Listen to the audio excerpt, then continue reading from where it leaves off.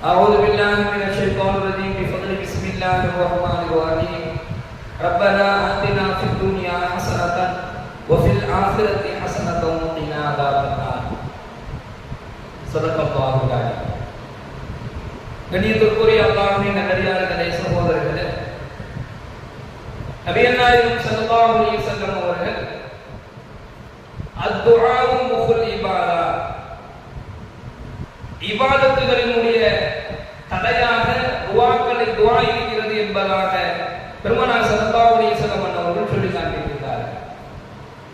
இந்த துஆக்களை பற்றி இன்னும் நாயகம் ஸல்லல்லாஹு அலைஹி வஸல்லம் அவர்கள் சொல்லும் பொழுது, யார் துஆவை அதிகமாக அல்லாஹ்விடத்திலே பிரார்த்தனை அதிகமாக செய்கின்றார்களோ, யார் அல்லாஹ்விடத்தில் அதிகமாக துஆ செய்கின்றார்களோ, அந்த அடியானின் மீது அல்லாஹ் தஆலா நேசம் கொள்கிறான் என்பதாக நாயகம் ஸல்லல்லாஹு அலைஹி வஸல்லம் அவர்கள் சொல்லி காண்பிக்கிறார்கள். அந்த அடிப்படையில் அல்லாஹ் நமக்கு கற்றுக் கொடுக்கக்கூடிய துஆக்களை தான் நாம் பார்க்க வருகிறோம்.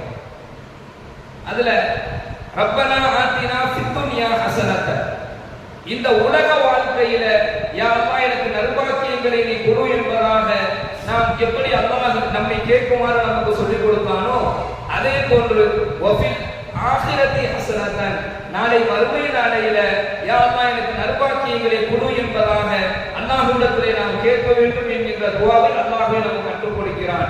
அப்போ வஃபில் ஆகிரத்தி ஹஸனதன், நாளை மறுமை நாளையில நாம அல்லாஹ்விடத்துல நற்பாக்கியங்கள் பெற்றவர்களாக நாம் இருக்க வேண்டும். காரணம் என்ன அப்படின்னு சொன்னா, மறுமை நாள் என்பது, அந்த மறுமை நாளையில பல வகையான நிகழ்வுகளை அல்லாஹ் அங்கு நடத்தி காட்டுவார். பெருமானார் ஸல்லல்லாஹு அலைஹி வஸல்லம் அவர்கள் சஹாபாக்களை கேட்கிறாங்க, என் அருமை தோழர்களே, நீங்க உங்களுடைய தொழுகையை கொண்டு நான் சொர்க்கத்திற்கு சென்று விடுவேன் என்பதாக எண்ணுகிறீர்களா? நீங்க இங்க செய்யக்கூடிய தான தர்மங்களை கொண்டு, நோன்பை கொண்டு, நீங்கள் செய்யக்கூடிய இபாதத்துகளை கொண்டு நாம் சொர்க்கம் சென்று விடுவோம் என்பதாக நீங்க நினைக்கிறீங்களா அப்படின்னு சொல்லி கேட்டாங்க. அதுக்கு எல்லா சஹாபாக்களும் ஆம் யா ரசூலல்லாஹ், தொழுகையை கொண்டு, நோன்பை கொண்டு, செய்யக்கூடிய நல்ல இபாதத்துகளை கொண்டு நாங்கள் சொர்க்கம் போயிடுவோம், நாங்கள் எண்ணிக்கொண்டிருக்கிறோம் அப்படின்னு சொல்லி சஹாபாக்கள் பதில் சொன்னாங்க. அதற்கு நாயகம் ஸல்லல்லாஹு அலைஹி வஸல்லம் பண்ணவர்கள், இல்ல, அதை கொண்டுலாம் நீங்க சொர்க்கம் போயிட முடியாது.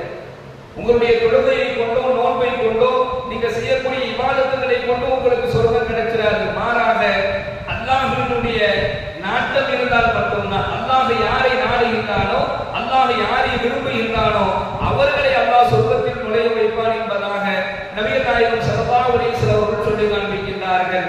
யாரை அல்லாஹ் அந்த மறுமை நாளையில சொர்க்கத்திற்கு அல்லாஹ் யாரை நாடுவான் என்று சொன்னால், யார் மறுமையில நற்பாக்கியம் உடையவர்களாக இருக்கின்றார்களோ அவர்களுக்கு அந்த வாய்ப்பு அல்லாஹ் கொடுப்பான். அதனாலதான் அல்லாஹ் மறுமை நாளையில எனக்கு நற்பாக்கியங்களை கொடு என்பதாக இந்த துஆவை நீங்கள் கேளுங்கள் என்பதாக அல்லாஹ் நமக்கு கற்றுக் கொடுக்கிறார். இப்ப மறுமை நாளுடைய நற்பாக்கியம் என்பது சாதாரணமானதல்ல. அல்லாஹ்வை சந்திக்கக்கூடிய, நாளை மறுமையில எல்லாரும் அல்லாஹ்வை சந்திக்கக்கூடிய ஒரு சூழல் ஏற்படும். ஆனா அல்லாஹ் யாரை சந்திக்கின்றார் என்று சொன்னால், யாரை அல்லாஹ் சந்திப்பான் அப்படின்னு சொன்னா, யார் நற்பாக்கியம் உடையவர்களாக இருக்கின்றார்களோ அவர்களால் தான் அல்லாஹ் சந்திக்கிறார். அவனுடைய அரசுடைய நிழல் யாருக்கு கிடைக்கும் அப்படிங்கறத பத்தி பெருமானார் ஸல்லல்லாஹு அலைஹி வஸல்லம் சொல்லும் பொழுது, யாருக்கு அல்லாஹ் மறுமையில நற்பாக்கியங்களை வழங்குகிறானோ அவங்களுக்கு தான் அல்லாஹ்வுடைய அரசுடைய நிழல் கிடைக்கும் என்பதாக ஸல்லல்லாஹு அலைஹி வஸல்லம் அவர்கள் சொல்லி காண்பிக்கின்றார். இன்னும் மறுமை நாளை பற்றி பெருமானார் ஸல்லல்லாஹு அலைஹி வஸல்லம் சொல்லும் பொழுது, ஒரு மனிதர் அல்லாஹ்விடத்தில் கொண்டு வரப்படுவார். அவர் நின்ற உடனே அவருடைய நன்மையான அத்துணை காரியங்களையும் இறைவனிடத்தில் எடுத்துக் கொடுக்கப்படும். அவருடைய தொழுகை, அவருடைய நோன்பு, அவருடைய எல்லா விதமான இபாதத்துகளும் அல்லாஹ்விடத்தில் எடுத்துக் கொடுக்கப்படும். எந்த அளவுக்கு அப்படின்னு சொன்னா, உஹது மலை அளவிற்கு. உஹது மலையை நபிகள் நாயகம் ஸல்லல்லாஹு அலைஹி வஸல்லம் ஒரு உதாரணம் காட்டுறாங்க. உஹது மலை அப்படிங்கிறது ஒரு பெரும் மலை, ஒரு பெரும் கொண்ட மலை. இந்த ஹஜ்ஜுக்கு உம்ராவுக்கு போகக்கூடியவர்கள் பார்த்திருக்கலாம், அது பெரும் கொண்ட மலை.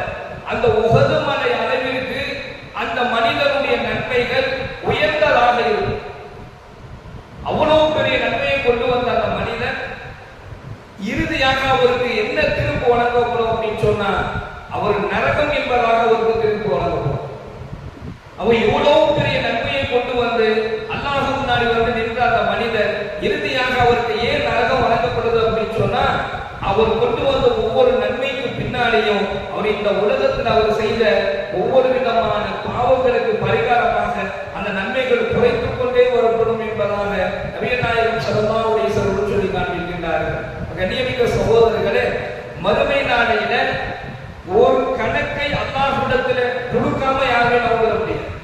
நாம் இந்த உலகத்துல வாழ்ந்த ஒவ்வொரு வாழ்க்கைக்கும் உண்டான பதிலையும் அல்லாஹ். சகோதரர்களே, மறுமை நாளையில ஒரு கணக்கை அல்லாஹ்விடத்துல கொடுக்காம யாருமே நம்ப முடியாது. நாம் இந்த உலகத்துல வாழ்ந்த ஒவ்வொரு வாழ்க்கைக்கும் உண்டான பதிலையும் அல்லாஹ்விடத்துல சொல்லணும். ஸல்லல்லாஹு அலைஹி வஸல்லம் சொல்றாங்க, உன்னுடைய வாலிபத்தை நீ எப்படி கழிச்ச, வாலிபத்தினுடைய இளமையாக இளைஞனாக இருக்கும் பொழுது நம்முடைய வாழ்க்கை எப்படி இருந்தது என்கிறது வரைக்கும் அல்லாஹ்விடத்துல நாம் பதில் சொல்லி ஆகணும். நாம் சம்பாதிக்கக்கூடிய செல்வங்களுக்கு அல்லாஹ்விடத்துல நாம் பதில் சொல்லி ஆகணும். நாம் சாப்பிடக்கூடிய உணவுகளுக்கு, நமக்கு இறைவன் கொடுத்த ஆரோக்கியத்திற்கு, இதுக்கெல்லாம் அல்லாஹ் நம்ம இடத்துல கேள்வி கேட்பான். அந்த கேள்விகளுக்கு யாருக்கு குறைக்கப்படும் அப்படின்னு சொன்னா, வஃபில் ஆகிரத்தி ஹஸனத்தன், யா அல்லாஹ் எனக்கு மறுமை நாளையில நற்பாக்கியங்களை கொடு என்பதாக யார் அல்லாஹ்வுக்கு அதிகமாக துஆ செய்கிறார்களோ இவர்களுக்கு சிரமமான கேள்வி கணக்குகளை அல்லாஹ் தஆலா லேசாக்கிடுவான்.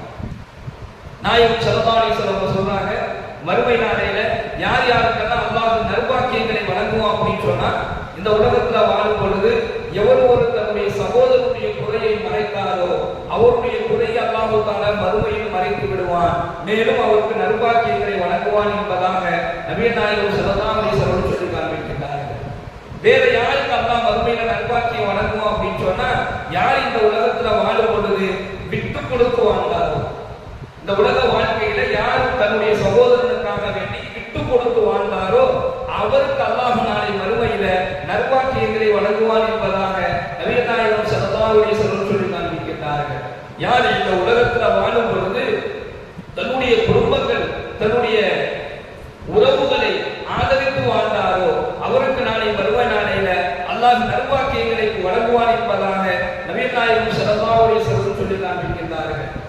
இந்த உலகத்துல வாழும் பொழுது எந்த ஒரு மனிதர் அல்லாஹ்விற்காக வேண்டியே தன்னுடைய வாழ்க்கையை அமைத்துக் கொண்டாரோ, அல்லாஹ்வினுடைய நேசத்திற்காக வேண்டி தன்னுடைய வாழ்க்கையை அமைத்துக் கொண்டாரோ, அல்லாஹ்வினுடைய பிரியத்திற்காக வேண்டி தன்னுடைய வாழ்வாதாரத்தை அமைத்துக் கொண்டாரோ அவருக்கு நாளை மறுமை நாளையில எல்லாம் வல்ல இறைவன் நற்பாக்கியங்களை வழங்குவான் என்பதாக நபிகள் நாயகம் ஸல்லல்லாஹு அலைஹி வஸல்லம் அவர்கள் சொல்லி காண்பிக்கின்றார்கள். மேலும் எந்த மனிதர் இந்த உலக வாழ்க்கையில நீளமாக நடந்தாரோ, தன்னுடைய குடும்பத்துல, தன்னுடைய வியாபாரத்துல, தான் இருக்கக்கூடிய இடங்கள் எல்லா இடத்திலேயுமே எவர் ஒருவர் நீளமாக வாழ்ந்தாரோ அவருக்கு நாளை மறுமை நாளையில அல்லாஹ் நற்பாக்கியங்களை வழங்குவான் என்பதாக நபிகள் நாயகம் ஸல்லல்லாஹு அலைஹி வஸல்லம் சொல்லி காண்பிக்கின்றார்கள்.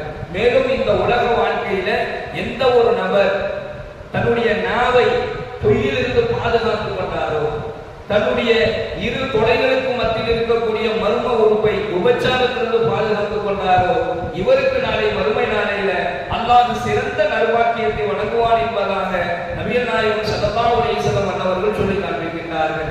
இந்த குணம் யாரிடத்தில் இந்த உலக வாழ்க்கையில இருக்குதோ இவங்களுக்கு நாளை மறுமையில நற்பாக்கியங்கள் வழங்கப்படும் என்பதை பெருமானார் ஸல்லல்லாஹு அலைஹி வஸல்லம் அவர்கள் பட்டியலிடுகின்றார்கள். கண்ணியமிக்க சகோதரர்களே, இந்த உலக வாழ்க்கையை நம்ம எப்படியாவது சமாளிச்சு கொண்டு போயிடலாம். ஏதாவது நமக்கு தேவை என்றாலும் ஏதோ நம்முடைய வாழ்க்கையை நாம சமாளிச்சு கொண்டு போயிடலாம். ஆனா மறுமை நாளையில யாருக்கு அல்லாஹ் நலவை நாடுகின்றானோ, யாருக்கு அல்லாஹ் நற்பாக்கியங்களை வழங்குகின்றானோ அவங்க மட்டும் அல்லாஹ்விடத்தில் தப்பித்துக் கொள்ள முடியும். எனவே யாருக்கு அல்லாஹ் நற்பாக்கியங்களை வழங்கிட்டானோ அவர்களுடைய கேள்வி கணக்கை அல்லாஹ் லேசாக்கி விடுவான். ரொம்ப ஒரு பயங்கரமான கேள்வி கணக்கு இருக்காது.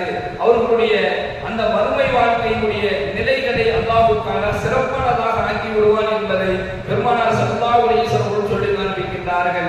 எனவே மறுமை நாளையில நற்பாக்கியங்கள் பெறக்கூடிய அந்த நல்ல நசீபை எல்லாம் வல்ல இறைவன் நம் அனைவருக்கும் தந்தருள் புரிவானாக. வாஹித் அல்ஹம்துலில்லாஹி ரப்பில் ஆலமீன். அஸ்ஸலாமு அலைக்கும்.